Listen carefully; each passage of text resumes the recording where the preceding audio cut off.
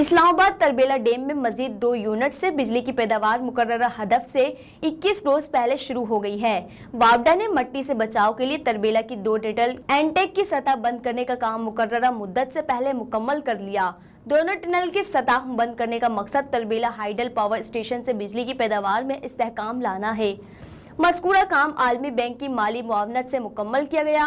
काम की तकमील के बाद और तरबेला डैम में पानी की सतह बंद होने पर गुज़िश्ता रोज मजीद 2 यूनिट से बिजली की पैदावार मुकर्ररा हदफ से 21 रोज पहले शुरू हो गई है, जिसके बाद तरबेला से बिजली की पैदावार में 672 मेगावाट का इजाफा हो चुका है और ये 1358 मेगावाट से बढ़कर 2036 मेगावाट हो गई है।